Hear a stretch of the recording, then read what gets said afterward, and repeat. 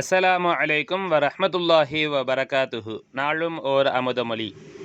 தொழில் செய்வதால் ஏற்படக்கூடிய நிலைமைகளை பற்றி அவர்களுடைய அந்த தொழிலை செய்யும்போது ஏற்படும் மனம் என்பதை பற்றி அவர்கள் பேசினார்கள். இதனை அப்படியே விட்டுவிடாமல் இதை பற்றி பல வகைகளிலும் சிந்தித்து பார்த்தால் அது உங்கள் வருங்காலத்துக்கு மட்டுமல்ல, ஞானத்துக்கு மிக முக்கியமான விஷயமாக அமைந்திருக்கும் என்பது என்னுடைய கருத்து. ஒரு மளிகை கடையில் தொழில் செய்பவர் அந்த தொழிலை செய்து வரும்போது அதனுடைய மனம் வாடை வீசத்தான் செய்யும். எந்தெந்த தொழிலை செய்கின்றார்களோ அந்தந்த தொழிலின் மனம் அவர்களிடம் வீசும். உதாரணமாக சாக்ரீன் என்று சொல்கிறார்கள்.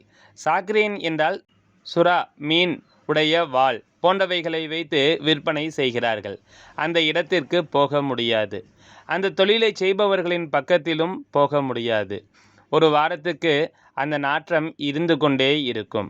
அதேபோல அத்தர் வியாபாரியின் உடலில் அத்தர் தான் மணக்கும்.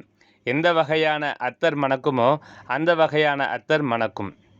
இது மாதிரி நாங்கள் எங்களை அமைத்து கொள்வது தான் நல்லது. எப்படி அமைக்க வேண்டும் என்றால், சாக்ரீன் விற்பனை செய்பவரை போல், ஆனால் மற்றவர்கள் அதை நாற்றம் என்று சொல்வார்கள். அத்தர் வியாபாரி போகும் நேரத்தில் அவருக்கு பின்னாலேயே போக மனம் வரும். இந்த வகையில் நாங்கள் எங்களுடைய நிலையை மாற்றிக்கொள்ள வேண்டும். நாங்கள் அத்தர் வியாபாரிகளாக மாறிக்கொண்டால் நித்தம் நல்லது. அதற்காக நீங்கள் அத்தர் வியாபாரம் செய்யுங்கள் என நான் சொல்லவில்லை. நம் குணங்களை அந்த அளவில் நல்ல நல்ல குணங்களாக மாற்றிக்கொள்ள வேண்டும். அப்படி மனதை மாற்றிக்கொண்டு எப்போது பார்த்தாலும் தௌஹீதுடைய மனம் அதில் மணக்கவே வேண்டும்.